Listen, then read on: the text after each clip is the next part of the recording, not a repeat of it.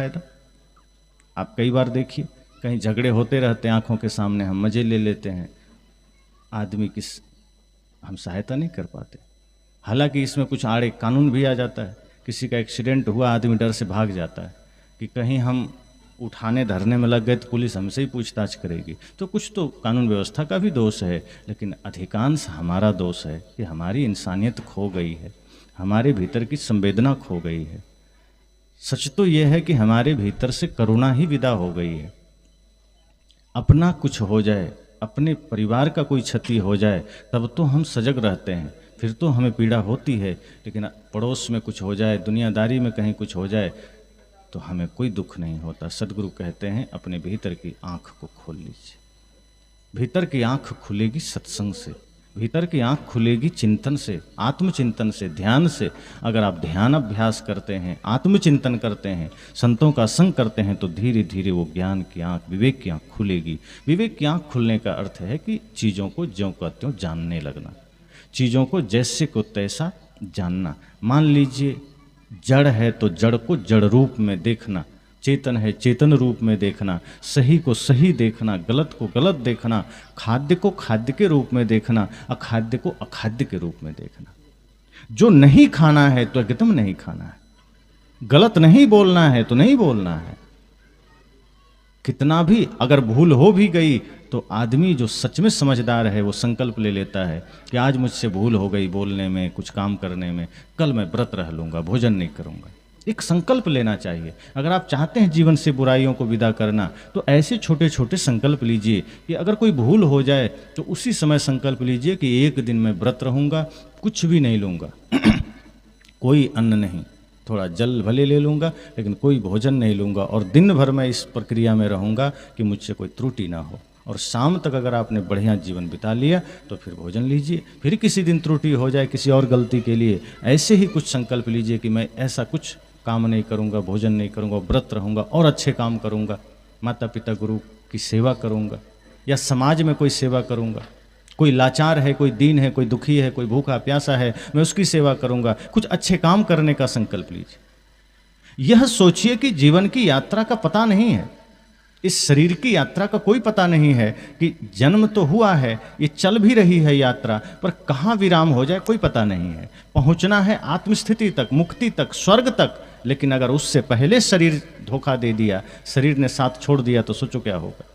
इसलिए इस धरती पर इसलिए नहीं आए थे कि चलो धन कमा के बटोर लेना है। धन कमाइए, धन बटोरिए, लेकिन उसका लक्ष्य इतना ही रखिए कि धन व्यवस्थाओं के लिए, शरीर की व्यवस्था के लिए, बाहर की व्यवस्था के लिए, सेवा के लिए, इससे ज़्यादा इसका कोई उपयोग नहीं है। तो इसका अपना काम है।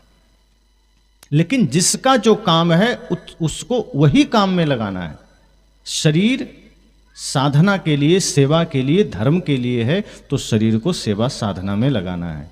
धन का काम है शरीर की व्यवस्था करना, बाहर की व्यवस्था करना, उसको वहीं लगाना है। तो जब इस ख्याल से आप चलेंगे तो आपको लगेगा कि जीवन की यात्रा चल रही है, शरीर की यात्रा चल रही है। बचपना से जवानी आ गई, जवानी से बुढ़ापे की ओर है, लेकिन पता थोड़े है कि एकदम पूरे बुढ़ापा हम झेल कर ही जाएंगे। क्या पता पहले ही टिकट कट जाए, किसी को थोड़े पता। तो अब टिकट कट ही जाएगा, तब क्या साधना करेंगे, तब पाप पुण्य कमाएंगे, तब परमार्थ करेंगे। एकदम मृत्यु सामने खड़ी होगी तब पुण्य के लिए हाथ बटाएंगे। संत कहते हैं नहीं, पहले से तैयारी करो, पहले से ही आप खड़े हो जाइए कि हमें पुण्य का काम करना है, परमार्थ करना है, धर्म का काम करना है। जैसे कोई अतिथि आपके द्वार पर आ जाए, तो अतिथि आ जाए, आपको पता है कि कोई ना कोई आएंगे, तो उससे पहले ही आप बिस्तर धो के रखे रहते हैं, एक्स्ट्रा अतिरिक्त खाट है, चारपाई है, बेड है, आप सब तैयारी रखते हैं। गेहूं आदि पिसवा लेते हैं, आटे आप पहले से तैयार है। उस समय अगर कोई अतिथि आ जाए, बस बेड लगाया, चादर बिछा दिया, भोजन का जो कच्चा मटेरियल है आपके पास तैयार है, सब्जियां आपने बाजार से ला रखी है, तेल आदि आपने ला रखे हैं, आप आराम से बनाते हैं, अतिथि को भोजन कराते हैं। पर कोई आदमी ये सोचे कि नहीं पहले से कुछ नहीं करेंगे। जब अतिथि द्वार पर आ जाएंगे तब खटिया खरीदने जाएंगे बाजार, और बेड चादर भी खरीदेंगे, और सब्जी बोने जाएंगे खेत में, तब गेहूं लगाएंगे खेत में, और गेहूं बोएंगे, फिर बड़ा होगा 4 महीने में, फिर काटेंगे, तब पीस के उसको खिलाएंगे, तब तक वो बैठा रहेगा। हम वही तो जीवन में कर रहे हैं। बाहर ऐसा नहीं करते हैं, बाहर हमारी तैयारी है, बाहर हमारी व्यवस्था है, कोई अतिथि आ जाए हम भोजन बना के आधे घंटे में स्वागत सम्मान के साथ खिला देते हैं।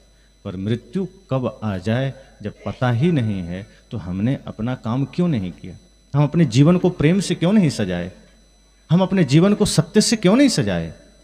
हम अपने जीवन को करुणा से क्यों नहीं सजाए? हमने शरीर को आभूषणों से तो सजा लिया, हमने शरीर को बाहर के रंग रोगन से तो सजा लिया, हमने शरीर को कपड़ों से सजा लिया, लेकिन मन को संस्कारों से नहीं सजाया, मन को अच्छे विचारों से नहीं सजाया। और मन की सुंदरता जब नहीं है तो शरीर, धन, परिवार कुछ भी सुंदर हो क्या फर्क पड़ता है? सुंदर तो आज आप देख लीजिए, हीरो हीरोइन लोग बहुत सुंदर होते हैं, पर किसी का मंदिर बनता है क्या? कि बहुत सुंदर हैं तो मंदिर बना के ओम जय जगदीश हरे करें? नहीं होता। माता शबरी का बन सकता है मंदिर, बनता ही आपके यहाँ है शबरी नारायण तीर्थ।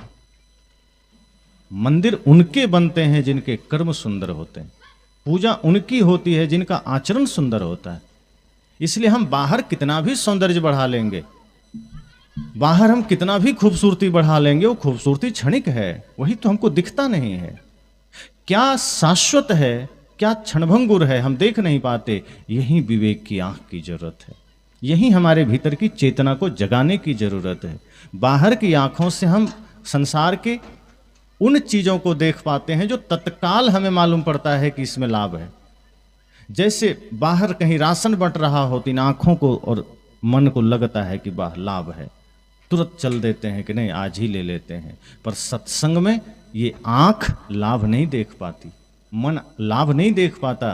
भीतर की आंख जब खुलती है तब सत्संग में लाभ दिखता है। इसलिए 2 दिन 3 दिन का सत्संग हो तो आदमी सोचता है लास्ट दिन चलेंगे, क्योंकि वहाँ ये बाहर की आंख लाभ थोड़ी दिखाती है। वो सोचते टाइम क्यों बर्बाद करना, तब तक खेती कर लेंगे, बाजार कर लेंगे, और कोई काम कर लेंगे, क्योंकि वहाँ लाभ दिखता है। तो मन आपको बाहर में तत्काल लाभ दिखाता है,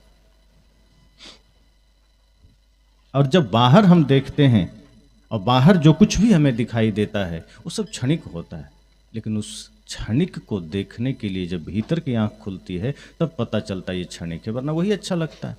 आप जो कुछ भी बाहर करते हैं, सजाते हैं, बनाते हैं, शरीर को, घर को, जो कुछ भी आप करते हैं वही लगता है यही तो जीवन है, ये कर लेना है, खेत खरीद लेना है, घर बना लेना है, वो तो व्यवस्था का एक हिस्सा है। आप उसको जितना विस्तार करिए, जितना काम है, जितना जरूरत है विस्तार करिए, लेकिन यह ध्यान सदैव बना रहे कि शरीर की यात्रा तो एक दिन विराम होनी है, एक दिन शरीर का विराम होना है और उससे पहले काम कर लेना है। जैसे आप तय करते हैं कि 1 बजे सत्संग विराम होगा तो 1 से 1:15 तक भोजन रेडी हो जाए, भोजन कराना है। पर जीवन की यात्रा में हम भूल जाते हैं कि बुढ़ापा आएगी तब भजन करेंगे, और नहीं आई बुढ़ापा, पहले ही मृत्यु आ गई, तब भजन कब होगा, तब सत्संग कब होगा, तब ध्यान कब होगा? और फिर तो पाप की गठरिया लेकर जाएंगे और पाप की गठरिया अगर हमने बटोर लिया तब फिर रास्ते में जो जीवन की यात्रा होगी वहाँ कौन सुरक्षा करेगा? गुरु ने तो बड़ा जगाने का काम किया, संतों ने जगाने का काम किया। हम सोए रह गए, लगा कि बुढ़ापे में जाग जाएंगे, और अंत में मृत्यु आ गई कि नहीं अब तो पहले ही चल।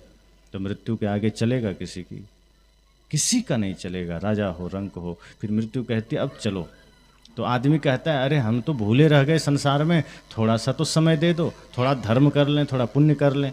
मृत्यु कहते हैं इतना सारा समय दिया, उसमें तो तुमने संसार को ही खड़ा किया, तुमने बाहर ही विस्तार किया, अब तुम्हें सच पता चल रहा है। कहा सच तो यही है कि तब हमें दिखाई नहीं दिया कि सत्य क्या है, तब हमें यही दिखाई दिया कि जो माया है वही सत्य है, जो संसार है वही सत्य है, और हम उसी के पीछे भागते रहे।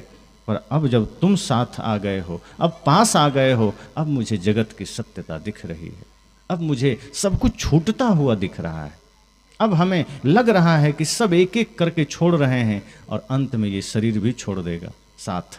तो क्या होगा? कुछ नहीं, तो सिर्फ बुरे कर्मों की गठरी पास में होगी, और फिर हमारा वो बुरा कर्म का संस्कार नरक में हमें धक्का दे देगा, और वहाँ हम जलते रहेंगे, सड़ते रहेंगे, ना जाने क्या क्या दुर्गति होगी। तो मनुष्य जीवन मिला है, सौभाग्य का जीवन है, इसे दुर्भाग्य का जीवन नहीं बनाना है। गोस्वामी जी ने तो कह दिया बड़े भाग्य मानुष तन पावा, लेकिन बड़े भाग्य से मिला है ये बात हम नहीं मानते हैं। बड़े भाग्य से मिलने का तात्पर्य तभी हो सकता है जब यह जीवन हम अच्छे कार्यों में लगाएं। अब हम हिंसा के मार्ग पर चल रहे हैं, हम व्यभिचार के मार्ग पर चल रहे हैं, हम क्रोध के मार्ग पर चल रहे हैं, तो क्या ये कह सकते हैं कि बड़े सौभाग्य से मनुष्य जीवन मिला है? मनुष्य जीवन को सौभाग्य में बदलना पड़ता है।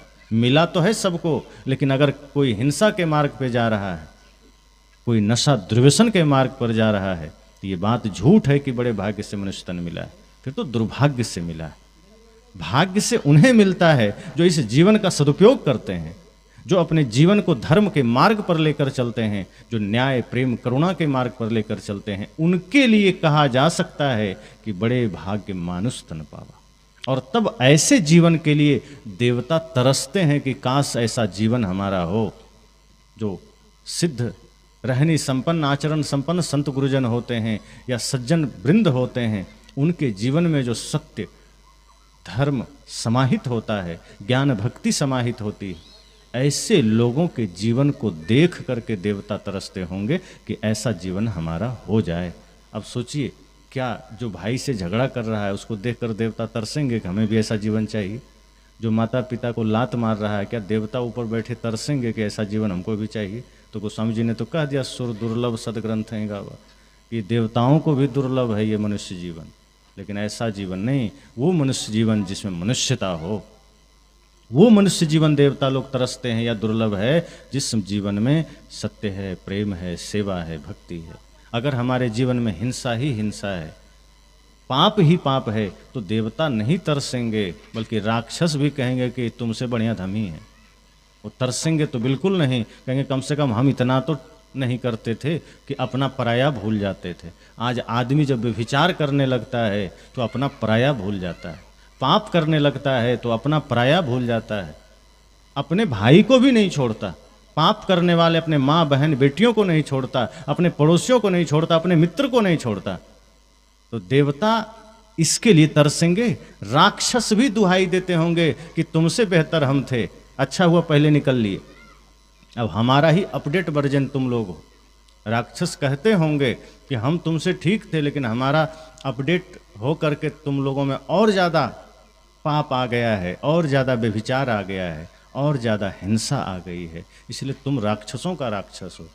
और इसलिए तुलसीदास आज होते तो ये कहते इस हालत को देखकर कि बड़े दुर्भाग्य से मनुष्य तन तुमने पाया है। और ये देवता लोग तरसते नहीं हैं, ये राक्षस लोग दुखी होते होंगे कि हमसे भी भयंकर राक्षसी लोग बन गए, हमारा नाम छोटा हो गया। जैसे कोई चोर या कोई डाकू होता है ना, तो सोचता है इस इलाका में हमसे बड़ा डाकू कोई ना हो, लेकिन उससे बड़ा कोई हो जाए तो उसको अफसोस होता है, काश हम ही सबसे बड़ा होते। तो राक्षस लोग को लगता होगा कि हम तो इतना नामी ग्रामी राक्षस थे, ये लोग तो हमसे बढ़ गया कलयुग में। इसलिए संत कहते हैं कि संभलिए, जीवन थोड़ा है। अगर हिंसा के मार्ग पर चलते रहे, पाप के मार्ग पर चलते रहे, तो सौभाग्य नहीं है, ये दुर्भाग्य है। इसलिए सचेत होइए कि सच में मनुष्य जीवन सौभाग्यशाली है क्या? एक एक व्यक्ति अपने भीतर झांकिए और सोचे कि क्या मेरा जीवन सौभाग्यशाली है? मैं किसका हित किया हूँ? आंखें बंद करिए, सोचिए कि मैंने कभी माँ का पिता का दिल तो नहीं दुखाया अच्छे कार्यों को मना करके। कई बार ऐसा भी होता है, कुछ माता पिता कुछ अपने स्वार्थ के लिए कुछ प्रेरणा दे देते हैं, वहाँ अगर बच्चे धर्म अध्यात्म को हृदय में धारण करते हुए अगर वो इनकार भी कर जाए तो उतना पाप नहीं है। लेकिन अगर माता पिता बढ़िया हैं, संस्कारी हैं, और सच में वो माता पिता अपने धर्म निभा रहे हैं और उनकी अवज्ञा करके दिल दुखाया, तो जरा सोचिए कि कहीं हमने भाई का हक तो नहीं छीना है? क्या मैं सौभाग्यशाली हूँ? क्या मैंने किसी का अहित तो नहीं किया है? हमने हिंसा तो नहीं की है, पाप तो नहीं की है? अगर हमसे छोटी सी भी त्रुटि जीवन में हुई है तो ये मेरा जीवन धिक्कार है, ये दुर्भाग्य है, ये सौभाग्य नहीं है। ये मनुष्य जीवन फिर अभिशाप है, ये वरदान नहीं है। संत तो कहते हैं ये मनुष्य जीवन प्रकृति प्रदत्त एक उपहार है, लेकिन उपहार ये तभी है जब इससे नेक कर्म हो सके, जब इससे धर्म के कार्य हो सके। लेकिन अगर ना हो पाया और आप सदैव गलत कार्यों का हिस्सा रहे हैं, सदैव छल कपट का हिस्सा रहे हैं, तो आंखें बंद करके इतना ही सोचना कि मैं बड़ा दुर्भाग्यशाली हूँ। ये मेरा सौभाग्य नहीं, दुर्भाग्य है कि मनुष्य जीवन तो मुझे मिला, लेकिन इसकी महत्ता को हम समझ नहीं पाए, इसकी श्रेष्ठता को हम समझ नहीं पाए। हमने खुद गलतियां की, हमने खुद जीवन में पाप कमाए, माता पिता का भी नाम खराब किया, कुल की गरिमा को मिटाया, और सबसे बड़ी बात है मनुष्य होने का हक खो दिया।